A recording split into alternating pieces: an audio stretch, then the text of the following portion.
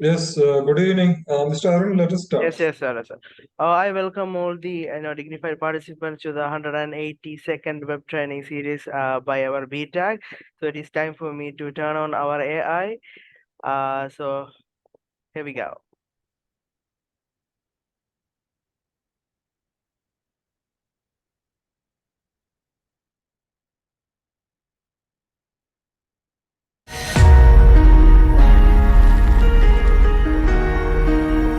Greetings everyone, after a long while Jarvis is back again in a different form. Dear educator, CBSE has released guidelines for making MCQs as good questions are central to any good assessment. BTAG attempts to decode these guidelines. Educators of all subjects, heads and leaders are invited to attend BTAG's 182nd session. Now without any further ado, here I present our brand new AI, Emily, to introduce the moderator. Good evening to all. I welcome all the exuberant educators to the 182nd web training series of BTAG, powered by CBSE Bharat Sahadaya. Now I take this opportunity to introduce today's moderator, Ms. Komal Arora. Ms. Komal is a HOD of Social Science Department and also the middle section in charge of Kundan Vidya Mantir Senior Secondary School, Ludhiana. She is a holder of MA History and MA Political Science with MEd and MPhil. In her profession she has an experience of 3 decades. Ms. Komal is a good Hindi poem writer. She the author of Leadership Mirror on the Wall will be soon on Amazon. She is also the chairperson and founder of Yudin Club for Ladies in Ludhiana, which do social functions and social work. It is our esteemed pleasure to have you as our moderator of this session. Over to you.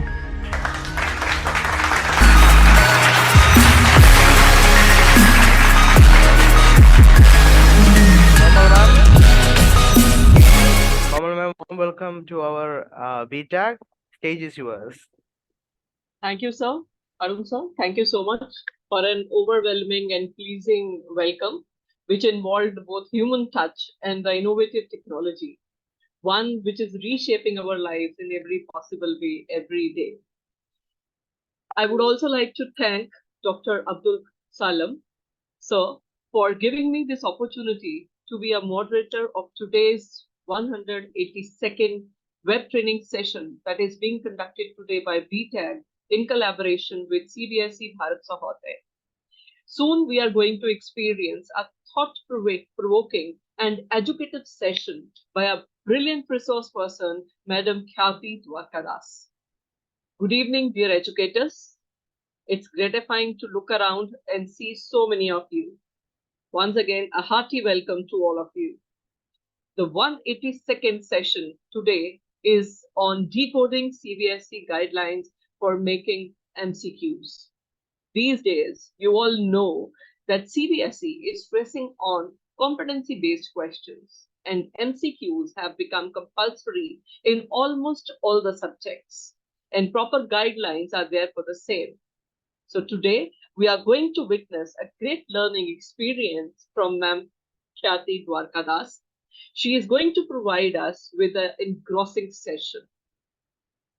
Dear participants, to enjoy and explore and learn from our resource person this evening, I request all the participants to mute their mics and turn their cameras on. I request all of you once again to please turn your cameras on. There will be a question answer session towards the end where all the questions posted in the chat box will be discussed. In case during the session you have anything to clarify, then please do virtually raise your hand and wait for your name to be called out for asking your query. I am sure this situation will not arise as Kathy ma'am is well equipped to cover every minute detail during the webinar itself. The participants will have the opportunity to receive the certificate only after filling up the feedback form. A gentle reminder, the attendance and the certificate link will be posted towards the end of the session. So requesting each of you to relax and relish the session till the end. Going further, I feel privileged today to welcome a personality who has been a mentor to many of us. He empowers us to see a possible and beautiful future and believes it can be obtained. He is known for his exceptional contribution to the field of education. We are able to continue with the brilliant educational series, and that is possible only because of Dr. Abdul Salam and his hard work and dedication. So let us all welcome the program director, Dr. Abdul Salam, sir. Sir is the eminent CBSE resource person. He is a CBSE master trainer and the principal of Vibgor High School, Bangalore. He is also a founder of Bharat Transformers Academic Group, that is BTAG.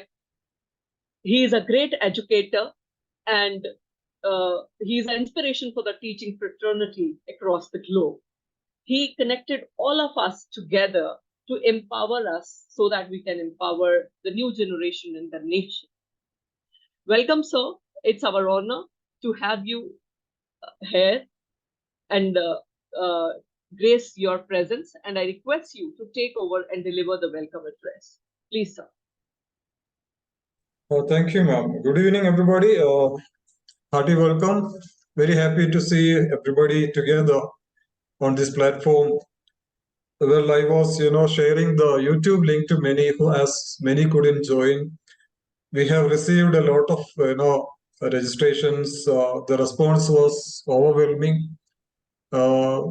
As we understand, everybody is very keen to learn the techniques to make MCQs. This session is based on the guidelines that is issued by CBSE very recently. We will try to give a quintessence of the guidelines, how to make, and we have requested Kyadi ma'am, who, she is a very well-known resource person, CBSE, and we have both Kyadi ma'am and Komal Arora, both are social science HODs coincidentally. But this has nothing to do with the social science. It has many things to do with many other subjects. So thank you so much for joining. Once again, I welcome each and everyone. Let's listen to Kyadi ma'am. Over to Komal ma'am. Please. Thank you, sir, for your kind and inspiring words. Your word speaks the volume of experience in the field of education. And thank you for always guiding us and being the mentor. Ladies and gentlemen, today we have another important dignitary of the day, Dr. Jayanti. She is a journal secretary of CBSE Bharat Sahodaya Complex and has been serving the education industry for more than 3 decades.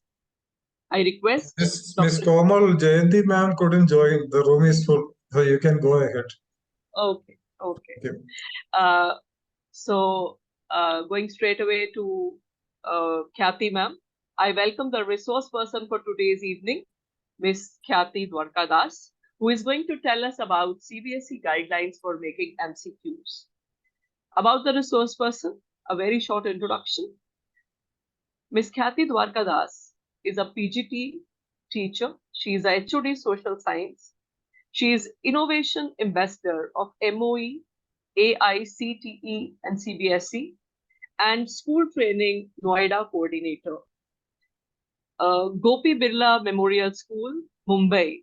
Miss Khyati has been working as a teacher in secondary and senior secondary section of the school for last 24 years. Miss Khyati was also instrumental in preparing the teacher training manual for CBSE, COE Pune on creative thinking and problem solving. Dear educators, so let's take the benefit of this opportunity to grow and learn together. So, on the behalf of everyone present here, once again, I welcome Khyati ma'am and request you to take over the proceedings for the evening. Over to you, Khyati ma'am. Thank you, Komal ma'am, for that humbling introduction. I would also like to thank Dr. Salam for the opportunity to be present here amongst well-known educationists of our fraternity. And thank you all for being here. Let us waste no more time and join directly into the session. Let me please just share my screen and we shall start. I request all the participants who've joined us to refrain from introducing themselves anymore. I shall definitely give you the opportunity to interact with me as and when there is a scope. Currently, I request everyone to please head on straight into the session, wasting no more time. There is a lot we need to cover. So, yeah.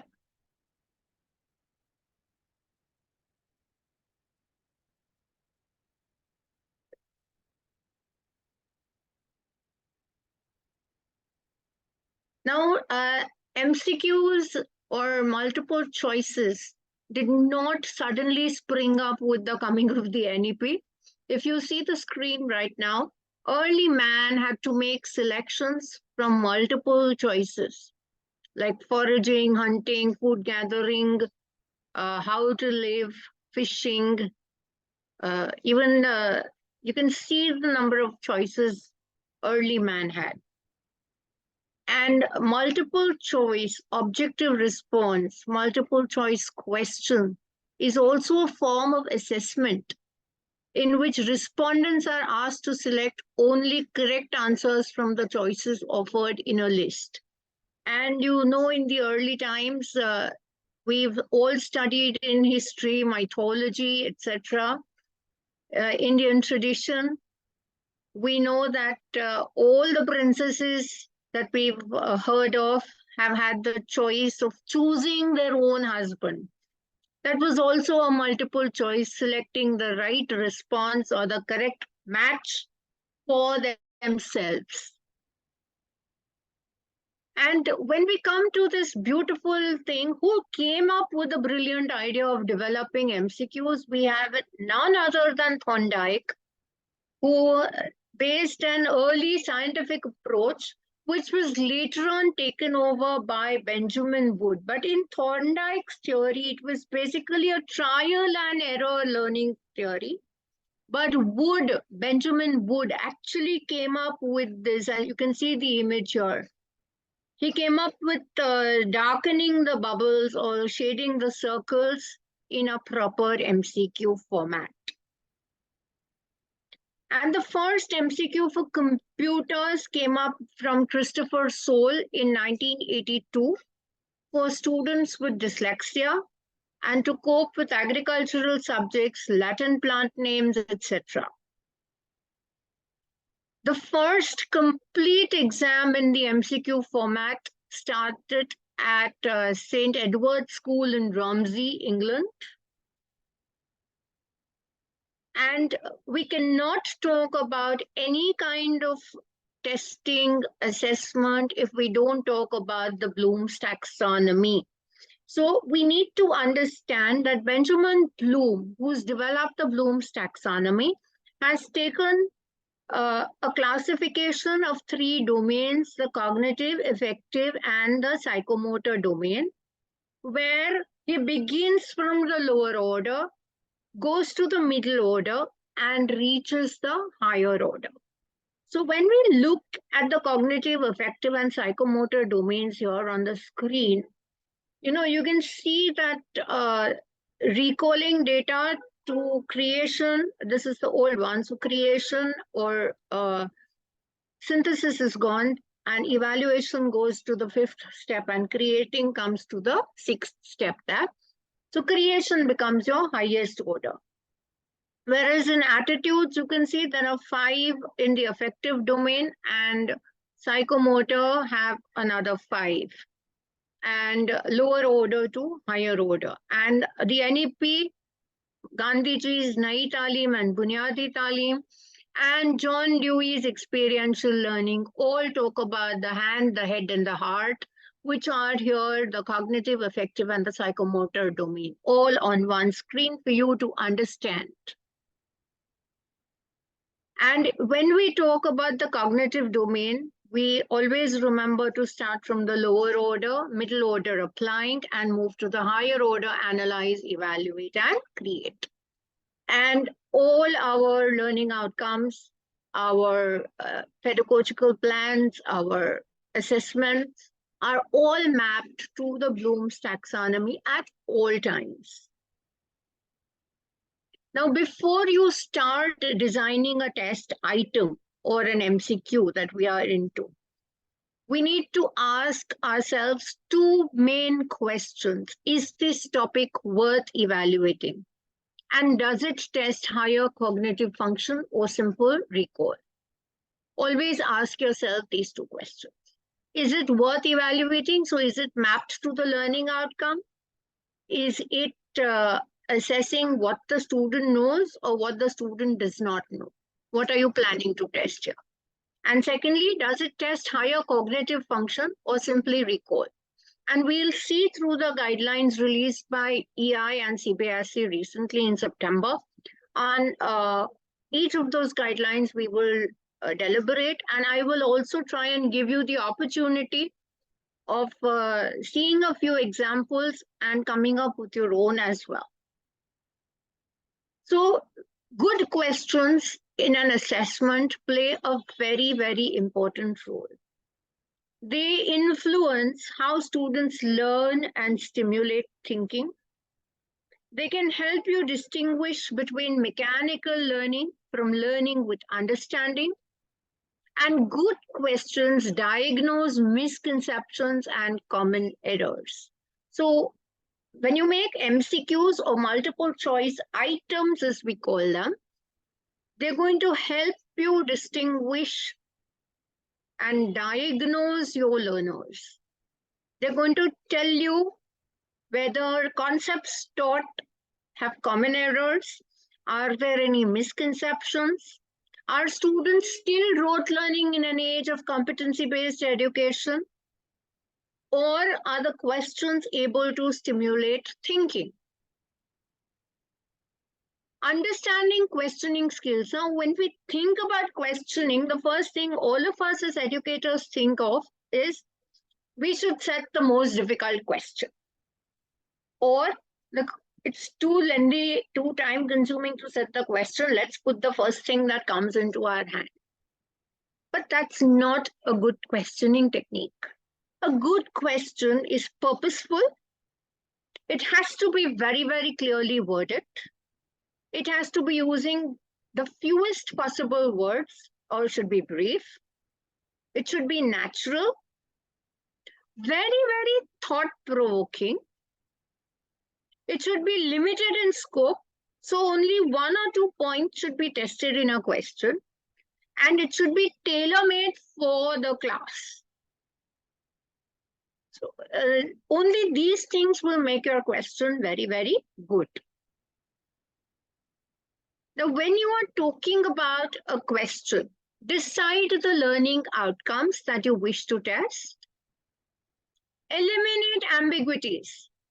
Be very pinpointed on your learning outcomes. So when you even plan your lesson plans, you always write your learning objectives and learning outcomes. The learning outcomes are what we share with the students before we start teaching. So map your questions to the learning outcomes. Then the students will know what to focus on. Create distractors or the other options in their question in such a way that you are only able to test what you want. And the distractor should be uniform in length. I'll be coming to the distractors as well. I'll be showing you the examples. So distractors should be such that they should be very close alternatives. All the options given to the student should look alike. The student should feel and all 4 could be the correct answer, but there is only one correct answer. Uniformity in length should also be the same. So for example, if I'm going to give 4 options like 4 names of people, I cannot say one is Rabindranath Tagore and the second is M.K. Gandhi. All have to be either if I'm writing Rabindranath Tagore, I have to write Mohandas Gandhi. You understand that? If I'm writing first name and last name, I have to do that for all. All four then have to be Indian leaders of a contemporary age or the contemporary era. I cannot take 2 Indian, 1 foreign, and 1 no leader at all. That would again be misguiding and helping students eliminate.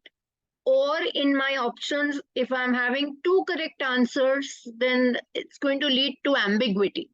I need to eliminate that. Make sure that the wrong answers can be explained justifiably. So if you're going to say that these 3 options are incorrect and only this option is correct, why is it correct? Why are the other 3 wrong? As educators, we should be able to justify that. And for every MCQ, you should be able to give a feedback for the correct answer, explaining why it is the right answer. Now, this is a very common guideline given by EI with CBSE. Now, sometimes we feel like giving, case study questions. And you look at this case study here. There's a twisted building, which is an architectural building. And they've shown you a model of the building with direction. You can quickly go through the left-hand side and read up the case. Look at the unit and the subunit they're giving in the case study, which is a diagrammatic representation. And look at the question on the right. The following side views of the twisted building, from which direction has the side view 1 been drawn? And all tell you from the north, from the west, from the east, from the south. Look at the options. They are same in length, all 4 other directions. And only if you've read the directions over there and the case study well, will you be able to judge your answer. At the same time, look at the second question below. From which direction has side view 2 been drawn? And now they've taken the middle directions, northwest, northeast, southwest, southeast. And this question is taken from, they've given you the source also. PISA-related items for mathematics. So you look at the level from which we are now trying to build competencies in our students. We are not just spoon-feeding them, we are forcing them to think. We are asking them to think about the cylinder. We are asking them to think about a cylindrical structure, the directions. We are connecting unusual shapes. Only if the concepts are clear will students be able to answer these kind of questions. And that is exactly where we want our students to be.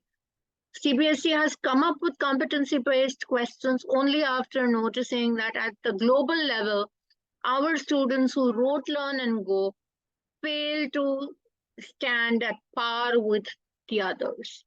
Therefore, it's only when we test competencies will we be able to bring about our students at a better or a beyond par level at the global scenario. So a good case, like you can see, should be based on real life context, should be taken from an authentic source, like I showed you, this was taken from the PISA items. Quote the actual source from where it has been sourced for reference. Be engaging for students to spend time reading and understanding. Imagine giving some boring thing and students don't know what to do with it. They get bored reading. It should not be that kind of a thing. Use a combination of text, image, photograph, map, graphic, tables as appropriate as you think you want it to be. Have most questions answerable only by going through the case and not independently. And have up to 5 questions depending on the length of the case. In language papers, passages may have more questions.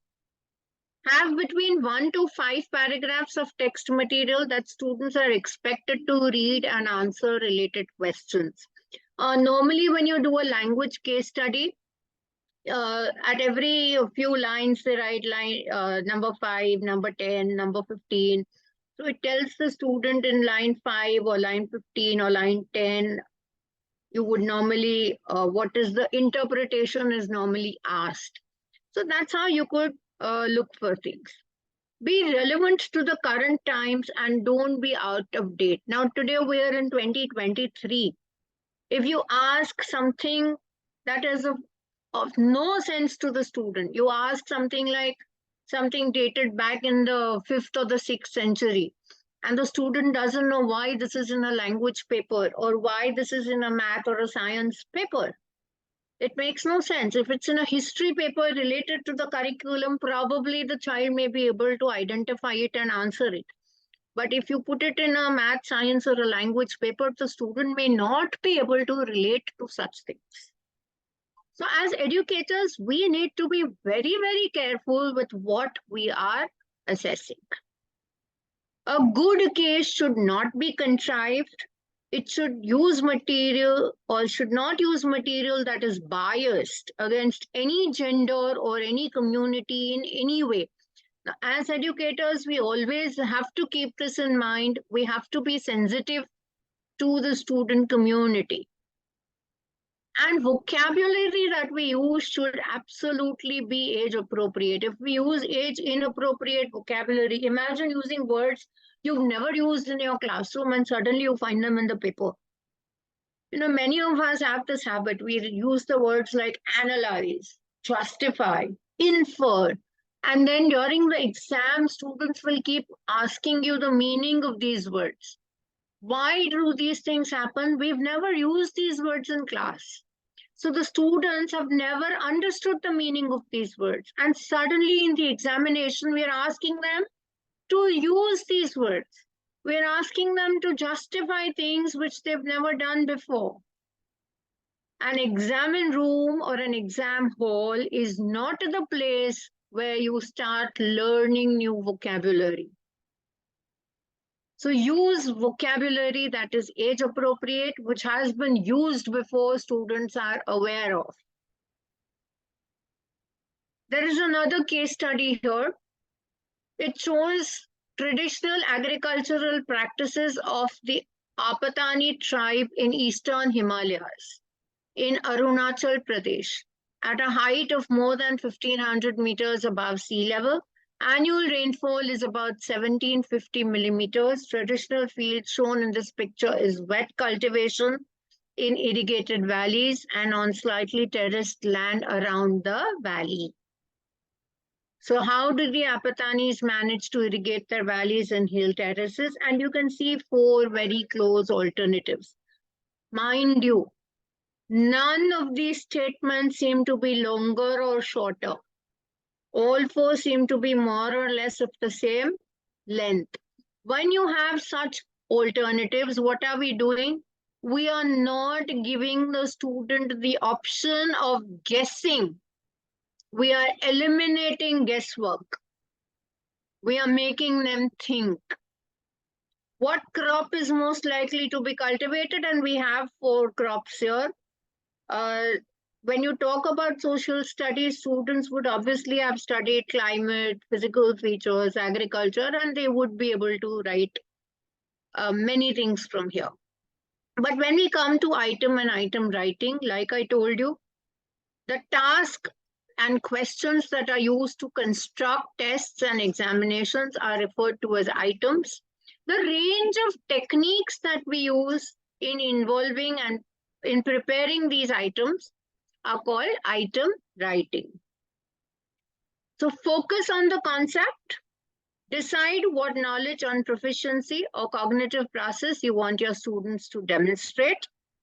Before starting, ask yourself, what should the student know and what should the student be able to do? So the knowledge and the competency level is what you are going to be testing. Now, I told you earlier too, an MCQ or a multiple choice item has a stem which is the text of the question, options, which you can see are 4 in number, the key or the correct answer, and the distractors, which are the incorrect options. And if you look at the example on your screen, the STEM says the Constitution of India was implemented in the year, and all the 4 options are close to each other. All the 4 years are equally significant from the Indian history point of view. So the distractors are very close to each other. Students, if they do not know the correct answer, are liable to be confused or liable to do a tic-tac-toe with the incorrect answer. So we need to keep our options this close to each other. Now, guidelines for developing MCQs. The STEM should be clearly worded and written in direct question form or as an incomplete statement. Normally, it should consist of only one concept and include as much of the item as possible and should be free from irrelevant material. A negatively stated STEM should be used only when significant learning outcomes require it. So always remember, if you're using a negatively stated STEM, which of these is not something, then you will write not in block capitals, bold, and underline it. Why? The choice attention has to be drawn to a negatively stated STEM. Stress the negative word used in the STEM. So which of these is not, and you will, like I said, make it block capitals, bold, and underlined. Then we have key ways for an MCQ. Test the understanding of concept, not just recall facts. Test core learning, not peripheral facts. Use unfamiliar contexts to identify real learning. Test what is intended to be tested. Frame the question in an unambiguous and technically correct way. Test specific alternate conceptions, misconceptions, student errors. Use real-life authentic context instead of contrived ones. Use stimulus materials as needed and test higher order thinking. Use authentic data, maps, graphs, or any other information. Use age-appropriate content, context, as well as language. So when we look at the very first one, test understanding of concept and not just recall of facts. What are we dealing with over here? Look at the sample. Question testing understanding of a concept. Time and date in India in the picture shown is likely to be close to. And they have given 4 options here. They have shown the picture where India is shown. So in the chat box, could you want to answer this quickly? Let me see how many people would want to answer this quickly in the chat box.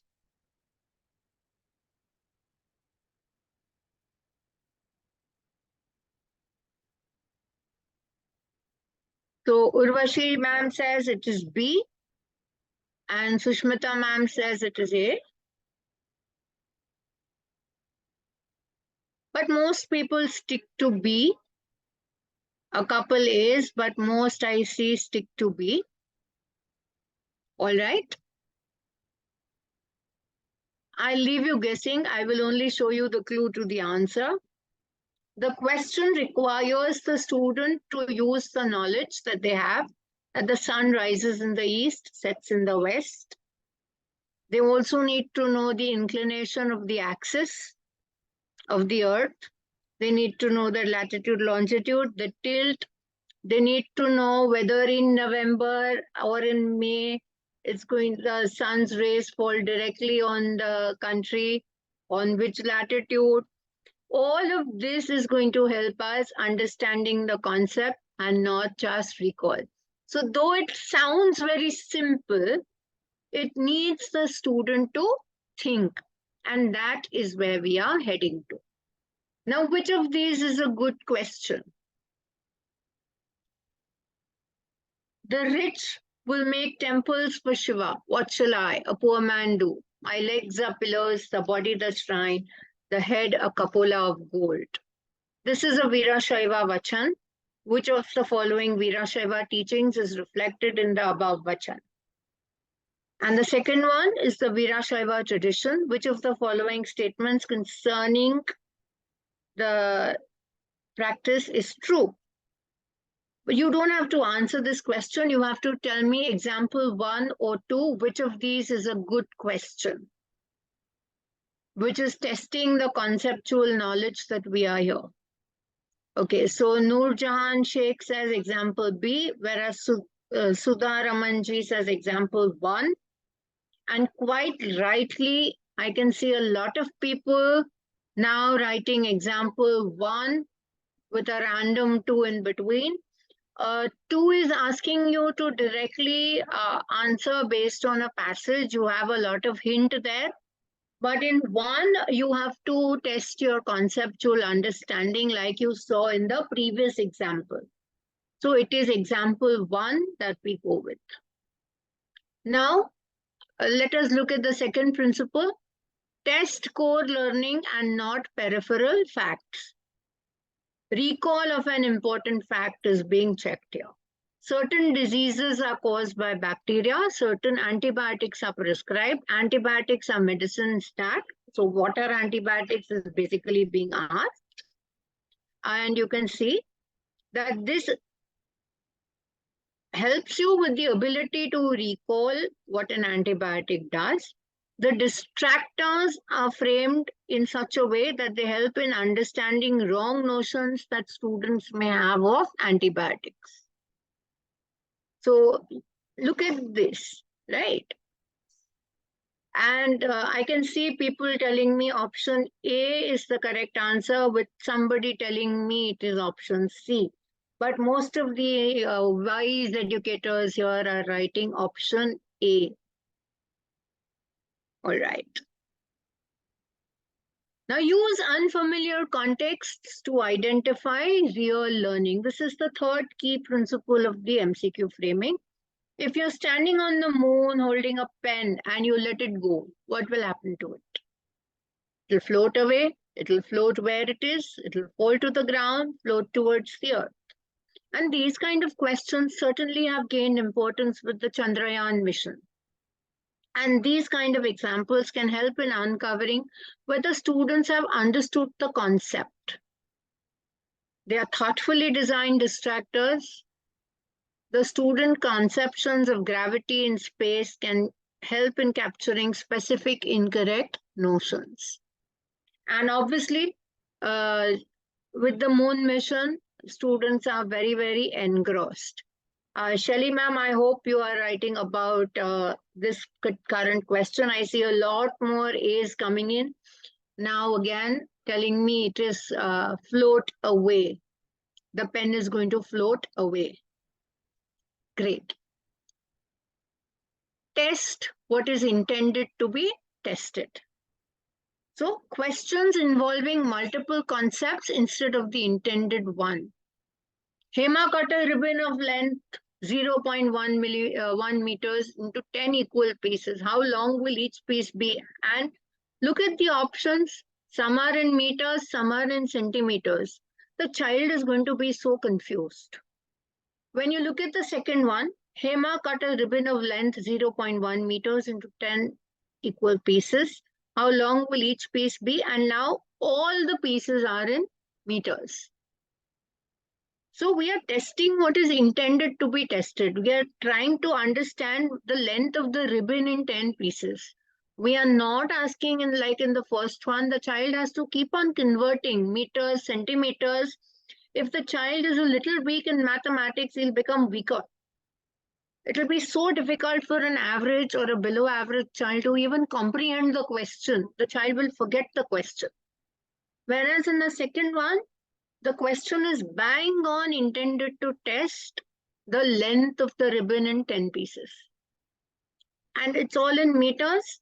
So the child just picks up the correct option. Now frame the question in an unambiguous and technically correct way. Now look at this.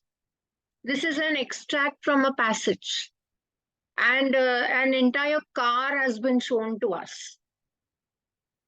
Okay. Now cars, you can read up on the cars and what the cars do. This is sourced from robotic cars are no longer a distant dream. You can see where it is from.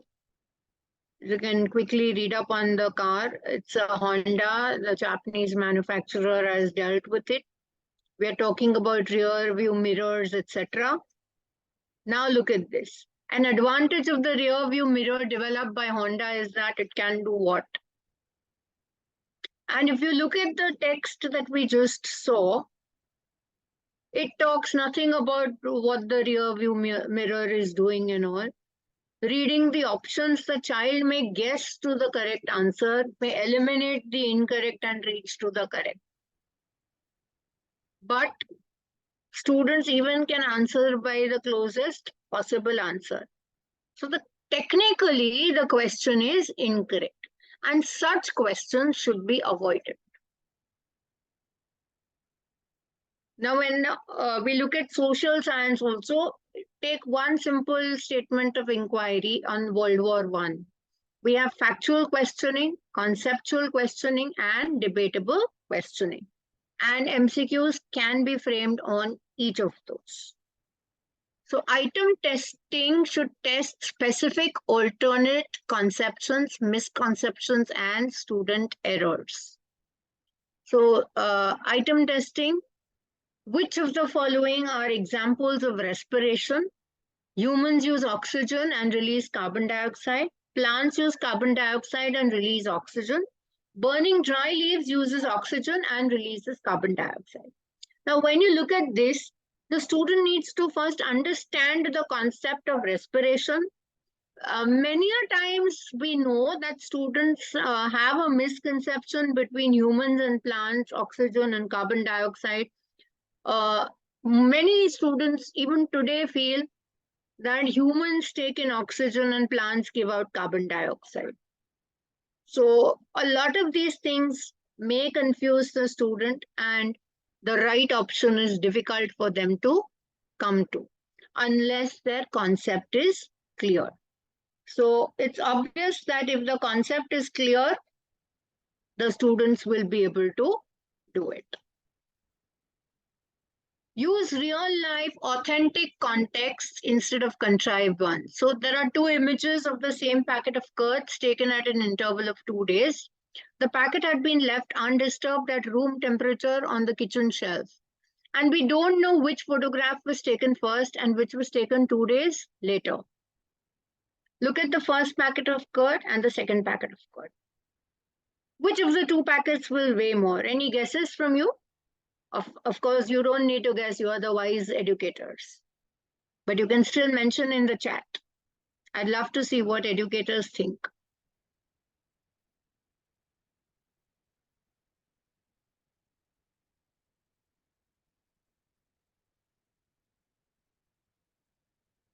Oh, there's nothing coming up in the chat.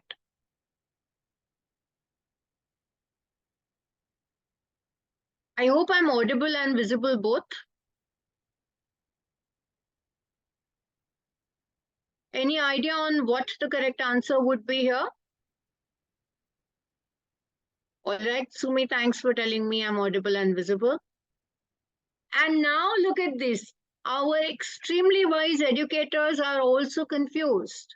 I am getting A, B, and D as the answers. And it's a real good mix of A, B, and D.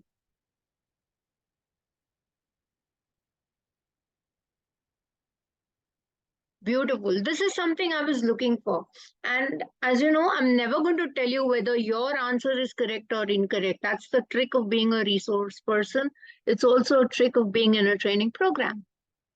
Every answer is accepted. I will leave you to guess and find out for yourselves which of the packet weighs more. But use information related to an engaging real-life context from authentic sources. Ensure that the case is relevant and not outdated. Frame questions that can be based on the given information and not independently. So look at this. Use stimulus material as needed and test higher order thinking skills. And there is a Feynman here, the amateur scientist. It's a big long para. You can quickly read through it. This has been sourced from Surely You're Joking, Mr. Feynman by Richard Feynman. And the text has been modified by EI and CBSE. It's a case study for science teachers. And I'm sure many of you would be enjoying yourselves in this field. Though it's a slightly longer passage, I thought I would leave it here for you to read. And we'll move to the questions. Assuming that the theory proposed was correct, what would have happened? Okay, what would have happened if sugar was suddenly removed? Do you think ants will still keep following the trail? Or some ants will start wandering? Or the ants will follow the trail for a little while and then start wandering again? The ants will start leaving even when stronger trails in the absence of food. I leave you guessing. Yes, tell me. You can always guess in the chat box. I'm here to see your guesses because I know that you will do a fair justice to this. Come on. Okay. I see a lot of responses here in the chat box coming to D, random to B and C, but D seems to be in a majority. So yes, whichever question you are still unsure of, please research on it. It will always add to your knowledge. There's another one. Use authentic data, map, graph, or any other information. So the pie chart shows the composition of 100 grams of 4 different foods. Which food provides the most energy? You have carbohydrates, fats and oils, proteins, and water.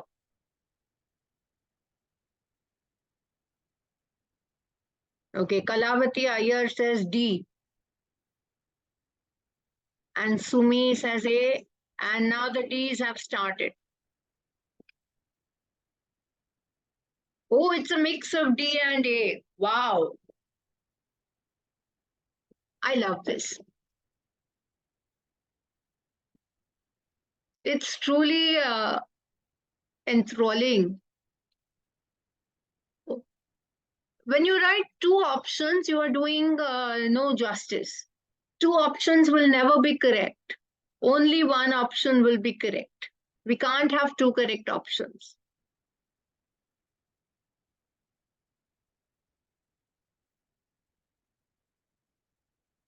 Okay, so we'll move further. Use age-appropriate content, context, and also language. Like I told you earlier, make everything simple for the student to understand and comprehend. So test understanding of concepts, not just recall. Test co-learning and not peripheral facts. Use unfamiliar context to identify real learning. This is what we are just doing, the key takeaways, a summary, a recap of what we have covered till now. Test what is intended. Frame the question in an unambiguous and technically correct way.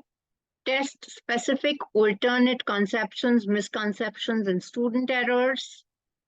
And use real life context instead of contrived ones. Use authentic data, map, graph, and any other information.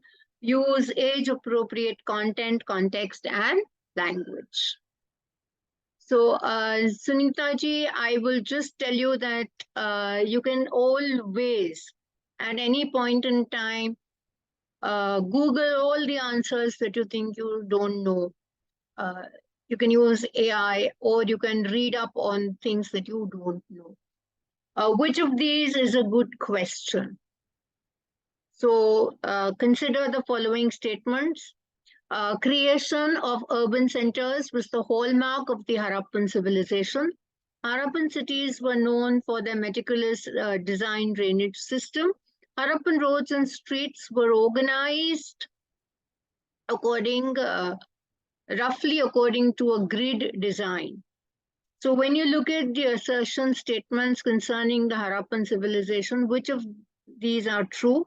Only one, only two, only one and two, all 1, 2, and 3. So is this a good question? If it is a good question, you may type Y in the chat. If it's not a good question, type N in the chat.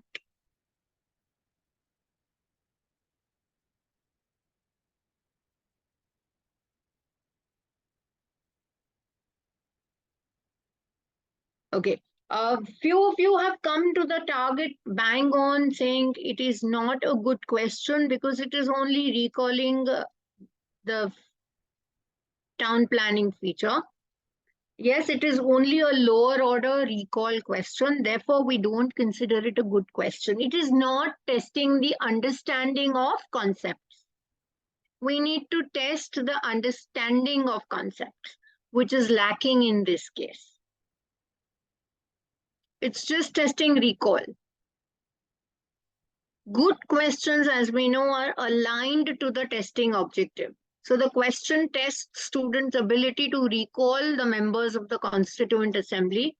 Which of the following statements regarding the Constituent Assembly members is true? Now these, I don't know how many of you would be history, political science, and social science educators, but yes, when you look at the options, it is needing them to think. Though it is a recall, it is asking them to think and eliminate the incorrect options and the distractors. Therefore, the first example here is a good question. Even the second one is a very good recall-based question. They actually have to eliminate and deduct. It is logical thinking which is being pushed into both example 1 and 2. There was this question I asked a Hindi teacher to provide. I said Hindi was being left out. So, Dashanan शब्द के लिए सही समास विग्रह का चयन कीजिए.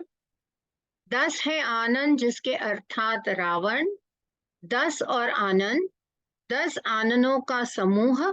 क और ग दोनों सही है. All right. And all the Hindi teachers are saying ka 10 hai Anand jiske arthat Ravan. All right. Beautiful. So I had promised Dr. Salam that I will try and cover almost all subjects, and I felt Hindi was being left out. So I just got this from one of the Hindi teachers of my school. Okay. They are also good questions, as we know, are aligned to the difficulty level. So there is a Kabir ke dohe. We know Kabir ke dohe are taught at school level and in history in the senior secondary level. So काल करे सो आज कर, आज करे सो अब, पल में प्रलय होएगी, बहुरी करोगे कब.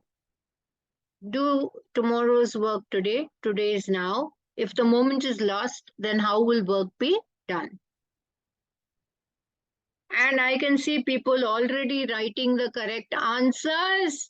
Beautiful. We can conclude primarily something from the above lines, and I can see the answers beautifully pouring in. Yes. Now study the data given below, and you can see this is sourced from the World Bank. This data is from economics. Talking about total GDP, GDP per capita. You can see the data of two countries, Germany and Japan.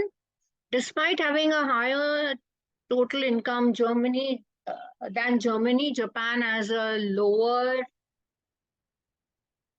per capita. What is the reason for this? And I can see people having answer as number 3, which is also the correct answer.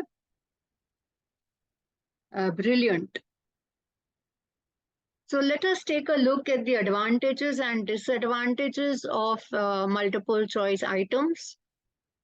Advantages, they give you the option of a wide sampling of content. The problem is very well structured. The difficulty level is flexible. You can test all the levels of the cognitive, affective, and psychomotor domain at varying levels. It is reliable, efficient, objective scoring. There can only be one correct answer. Please keep that in mind. It provides scores easily understood and transformed as needed. But the disadvantages also remain in the MCQ. What are the disadvantages? Getting very close alternatives is a difficult option. Takes time to construct a good MCQ. It keeps the students guessing, if they've not studied well, it keeps them guessing. It does not provide diagnostic information if the questions are not well thought of and not well framed, and narrow facets of performance are measured. So, multiple choice items, though help in testing competencies, we should be very, very careful while framing them. This I did tell you. This is one important thing when you're using distractors. There should be only one correct answer. All the options that you're using in your distractors and key should be grammatically consistent and parallel in form. The correct answer should appear at each position in almost equal numbers. So don't set a pattern that MCQ number 1 will be A or B or C or D. All answers cannot be B or C or D. Then the students will start guessing and not thinking. But if you're giving option A, then after some numbers, another answer should also be option A. In between, you can have B or C or D at random order. Vary the length of the key to avoid giving clues. So don't make it either too short or too long. Make it the same length. Place the position of the correct answer in random order. Like I told you, it could be A or B or C or D. And two phrases that all teachers are fond of, none of the above and all of the above, should not be used. We should refrain from using these in our multiple choice question. Now, I have a video here for all of you to see.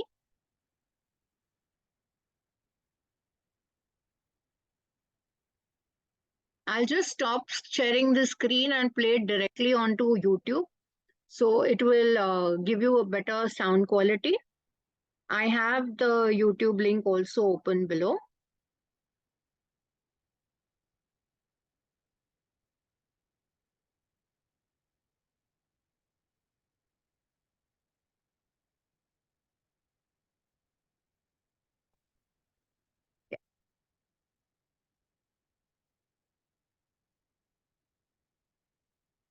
I think this is not the YouTube link. Just a moment.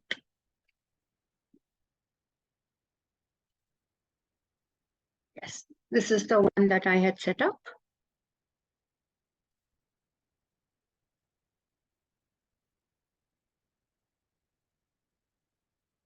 This video will show you how to make one of the most common test question types, the multiple choice question.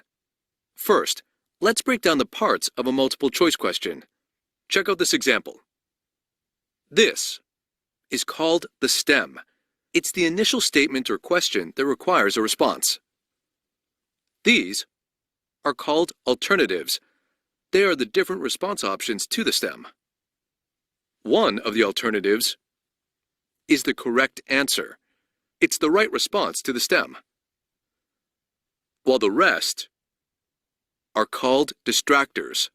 They are incorrect responses to the stem and serve to throw off the unprepared test taker. Great, you may be wondering, but how do I make a killer multiple choice question? Here are 10 tips to use as guidelines. Number 1. Be sure to present a clear question or problem in the stem of your test item. You want to make certain that a test taker who knows the subject matter will be able to answer correctly. Number 2. Don't introduce new language. For example, if the course refers to horses as horses, but then the test question refers to stallions and fillies, which are types of horses, the test taker will be unfairly confused. Number 3. Whenever possible, avoid writing negative stated stems. For example, which of the following does not mean a male horse can be rephrased as which of the following means a female horse, and will generally result in test responses that better reflect what has been learned. Number 4. If you have many multiple choice questions in your test, vary the position of the correct answer. The easiest way to do this is to shuffle around the alternatives for each question after you've created the entire test. Number 5. Keep the alternatives a consistent length and format within the same test item. Generally, we have a tendency to make the correct answer longer, more detailed, and more complex than the other alternatives. Test takers pick up on this and tend to select those longer alternatives as a result. Number 6. All the alternatives in a test item should be plausible and mutually exclusive. Carefully chosen, credible-seeming alternatives will help you confirm that your learners have grasped the finer points of what you've taught. Number 7. Limit your use of the alternatives none of the above and all of the above. These are lazy alternatives and generally frustrate test takers needlessly. Number 8. Consider presenting a chart, a reading excerpt, or a short case, and writing a series of questions in which test takers have to interpret what you've presented in order to select the correct answers. These questions are more difficult to create, and, unsurprisingly, can be the best kinds of multiple choice questions for assessing learners. Number 9. Proofread. When you are done creating your entire test, run through it, or better yet, have a trusted colleague take your test. It is easy to make small errors when we create a test, and it is also easy for those errors to totally undermine test questions. So, try to catch them before you accidentally frustrate your test takers. And lastly, number 10. Throughout your test creation process, remember that your goal is to find out how well your learners have achieved the objectives of the course. Your goal is not necessarily to write challenging questions or a hard test. A well-written test question is difficult for an unprepared test taker, and simple for a well-prepared test taker. And that's how you write a killer multiple-choice test question. Thank you very much. That's exactly how we plan to take multiple choice, and particularly the guidelines that have been shared by CBSE and EI in the recent month of September. So with this, I move to the last slide. And obviously, I would love to take on questions from all of you. I'd love to take on comment as well from everyone. And this is also thanking Dr. Salam, BTAG, and Bharat Sahodaya for inviting me and giving me the opportunity to present the latest guidelines on multiple choice questions, decoding MCQs by EI and CBSE released just in the month of September. Once again, thank you very much. I'm open to questions, comments, and anything that you want to ask, feel free to ask about creating these test items. I'll be happy to answer.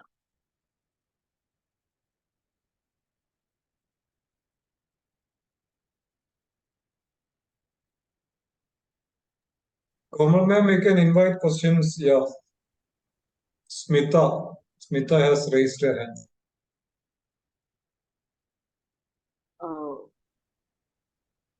Ma'am, there is a question that how to prepare students for competency-based questions for boards. Yes, so I think BTAG has already done one competency-based item writing webinar. And today we've also decoded CBSE guidelines on competency-based questions. So if there is still any doubt, I'd be happy to answer. This person had mentioned it before the webinar. Please take up my question on how to prepare them. So you prepare the students with competency-based questions by framing good competency-based questions, and I'm sure you can be attempting them. Your students will do well at the boards. Smitha Nambi-san, ma'am, have you any question? I can see your hand still raised. Hello, can you hear me, ma'am? Good evening. Yes, I can hear you, but not see you, ma'am. Yeah, I'm so sorry. 1 minute.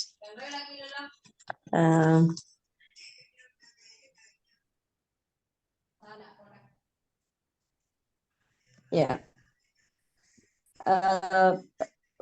The question, when ma'am said preparing multiple choice questions, it's like in comprehension, reading comprehension and all, we give multiple choice questions.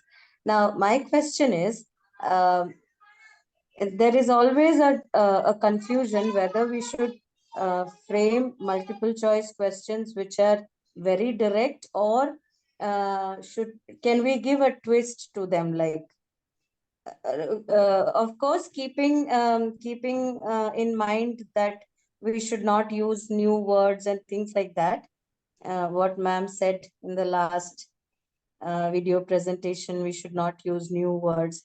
But then can we just twist the question, or should it be, directly, like, where they can just pick up the answers? No, ma'am, questions are, you're most welcome to twist all the questions so long as they are easily understood by the students, as well as they are testing the learning outcomes that you are setting to achieve. Okay. And can we use, usually we use it for the reading passage, like I use it for the reading passage. Now, can this also measure, language skills there, or, those kind of? You can. Depending on the framing of your question, you can absolutely measure language skills. In fact, if you attended the CBE webinar at BTAG, you would have also realized that a simple thing like Twinkle, Twinkle, Little Star can test all the 6 levels of Bloom's taxonomy. Or if you took up, I was really fascinated by how that webinar covered a very simple nursery rhyme. So I would suggest you at least view the video once if you have missed it. Okay. Yeah. Thank you. Welcome. Thank you so much. Welcome. Jagruti ma'am, you can ask your question. Jagruti ma'am. Yes, good evening, ma'am, and Good thank you so much for giving us this type of knowledge to frame our MCQ based questions, competency based question. Ma'am, my question is that sometimes students are facing problem to solve the assertion and reason based question. Yes. This again depends on how we frame the assertion and reason. And also, like I mentioned in the session, we should be prepared to give them a feedback on why a particular answer is the correct answer and the only possible answer, and as well as give them a reason as to why the other 3 options are only distractors. If our assertion and reasoning questions are framed in that way, and if we are able to give the students that kind of a feedback, then we will be training the students to attempt such kind of questions even at the CBSE level and at all competitive examinations that they take on in their life. But for this, we need to practice framing good assertion and reasoning kind of questions. Okay, ma'am. Thank you so much, ma'am. Welcome, my pleasure. Govind ma'am, please ask your question.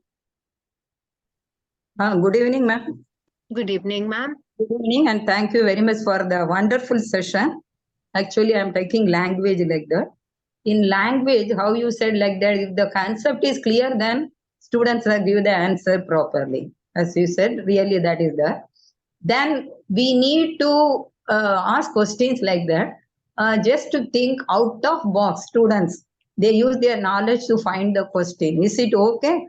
So once they understand the concept, then they can give the answer in a proper manner. Yes or no? So you said like that, without by hearting answers, if they know if their concepts are clear, then they can give the answer properly. Yes or no? Yes, absolutely, ma'am. And in fact, in a language, if I mistake not, it is basically language concept proficiency and the ability to express themselves, which is tested more than rote learning of passages. Yeah. So when you give an unseen passage too, you must have noticed that students Yeah. are able to comprehend very well if the kind of questions, the typical questioning technique that we are talking about is done well.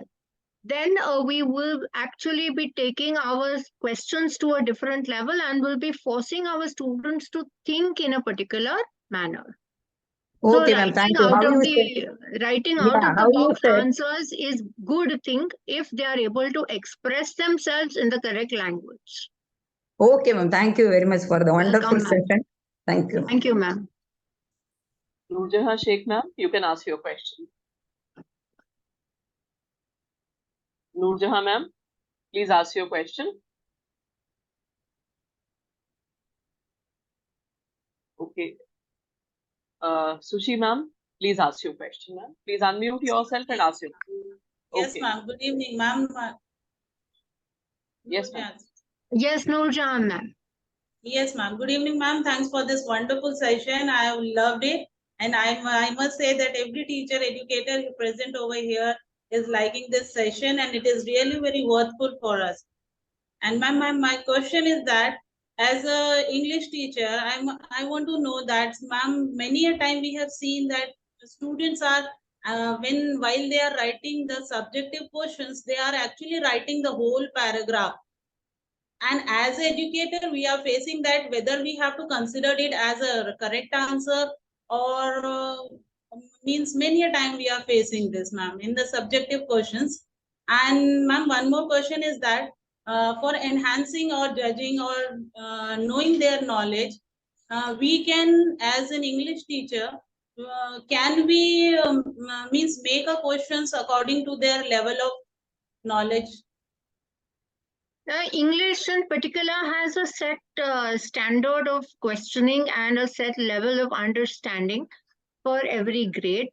Now, if you're talking about the higher grades, I don't know which grade you are talking about, ma'am, but if you could tell me. Sorry, which grade are you talking about? Ma'am, for PGT, I'm PGT English, I'm talking about 9 to 12, ma'am. Okay, so in grade 9 to 12, the level in English is meant to be quite high according to the CBSE standard. And there also, if you lower the standard of questioning, keeping the students' level in mind, the students will never reach the set standards. So we have to help them to be proficient. We have to help them to read more and be able to understand the concept and express themselves well. Okay, ma'am. Okay. Thanks. Thank you so much, ma'am. Welcome. Ma'am, please ask your question. Ma'am. Yes, thank you for the wonderful session. Thank you. Yes, and the question is, see, I just came across these practice papers that have been released with the CBSE for geography, because I teach geography in the higher secondary. And I came across these competency-based question where the resource has been taken from, it has been edited versions from a newspaper. Now, where do we go for these kind of material when we are framing questions? Because we need to test them only on the concept. Now, I came across a question which has been taken from the print, and it is an edited version. It's a very short one, and based on that, they have given questions. Now, what do we do in such case? How do we create such kind of questions? Where do we go for those kinds of resource? Ma'am, it's all around us. And if you notice, there is a Tata Tea ad. Yes. Where everyone, all the little ones are reciting a poem, Machli Jal Ki Rani Thi, Kal Na Hogi, something like that it goes. And they are talking about conservation of resources, how we are facing water scarcity, how the future will not have sustainability, what should we do for conservation.